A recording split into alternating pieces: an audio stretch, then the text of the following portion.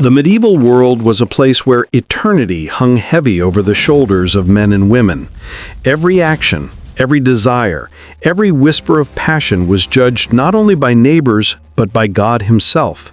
To live in medieval Christendom was to be constantly reminded that the flesh was weak, that desire could drag a soul to damnation, and that sex, though unavoidable, was bound in chains of law, custom, and faith.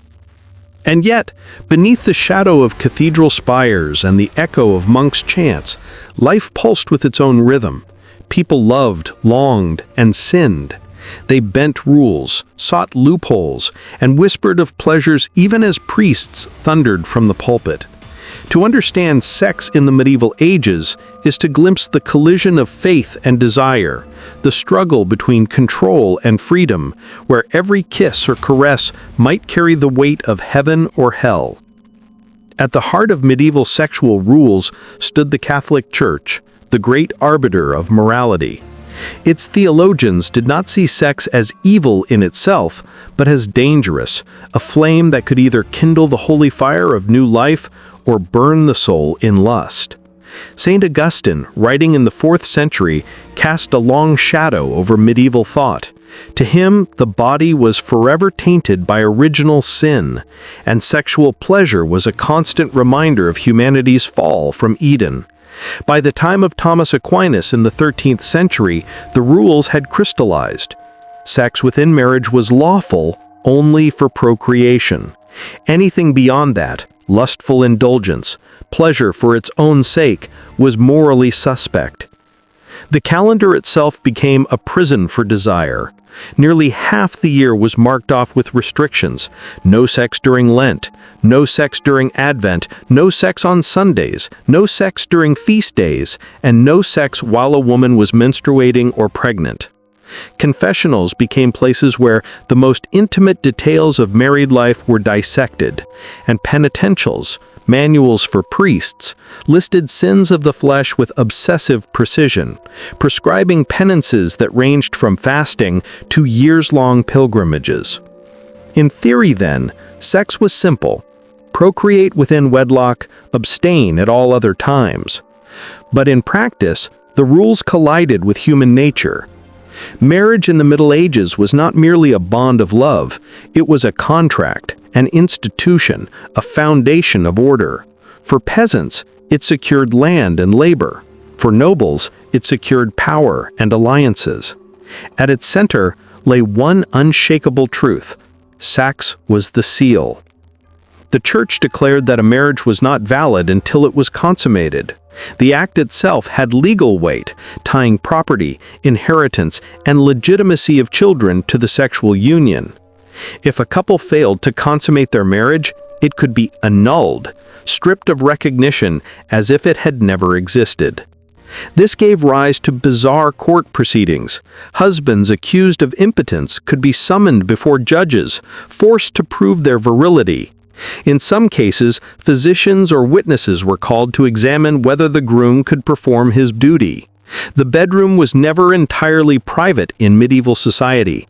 It was a space where the law and the church had the right to intrude. For women, the rules were both restrictive and defining. Virginity before marriage was prized to the point of obsession. A bride's purity was not only a matter of honor, but of economics. It guaranteed the legitimacy of heirs and the security of dynastic claims. Once married, a woman's role was clear: bear children, raise them in the faith, and safeguard the household. Sexual pleasure, if it existed for her, was rarely spoken of in public life. The Middle Ages did not lack imagination when it came to cataloging sins. Anything beyond marital procreation was labeled deviant. Masturbation, adultery, homosexuality, and bestiality were denounced as unnatural acts, and each carried penalties that could destroy lives. Adultery, for example, was considered a crime not only against God, but against social order. A wife caught in infidelity could be publicly humiliated, fined, or even mutilated in certain regions. A husband's infidelity, while still condemned, was treated with less severity, reflecting the double standards of the age. homosexuality was treated with particular harshness. In early medieval times, it often drew penances like fasting or exile. But by the late Middle Ages, particularly in 13th and 14th century Europe, legal codes hardened. Men convicted of sodomy could be executed, often by burning, their deaths intended as a warning to all. Women, too, faced penalties for same-sex relations, though documentation is scarcer, buried beneath layers of silence. Broader fears extended even to the private act of masturbation, condemned as spilling the seed outside its intended purpose. Theologians argued that every wasted drop of semen was a rejection of God's will. Bestiality, rare but recorded, was considered among the gravest sins, punishable by death for both the person and the animal. The rules were unyielding, but the reality was otherwise.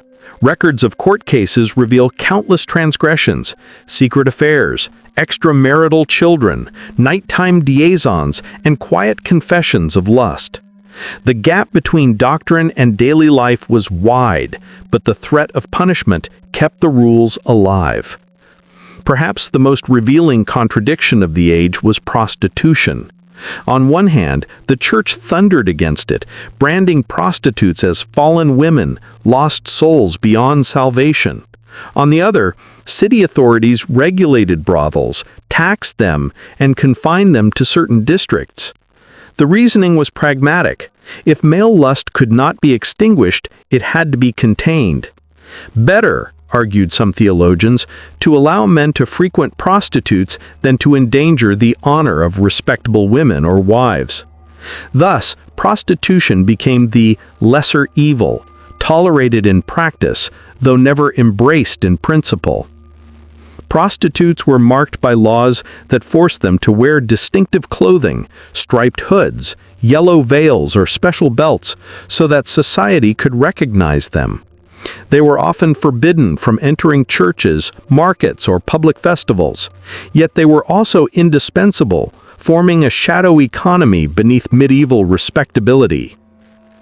Their existence revealed the limits of the rules. Human desire always found an outlet, even when condemned from every pulpit. Despite the stern codes, medieval culture never lost its fascination for love and desire. The very period that produced the harshest sermons also gave birth to the poetry of courtly love, where troubadours sang of forbidden passion, secret glances, and the ecstasy of longing. The fabliaux, comic, often obscene tales from medieval France, mocked priests, cuckolded husbands, and lustful wives, showing a world where rules were broken with laughter. In contrast, the romances of knights and ladies elevated love to a spiritual ideal, a force that could ennoble and even sanctify desire.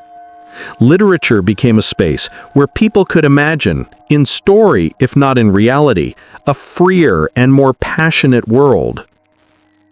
Sex in the medieval ages was never simply private. It was a matter of law, faith, and order, controlled by authorities who saw in it both danger and necessity. To break the rules was to risk reputation, livelihood, and even life. And yet, despite the chains, humanity endured.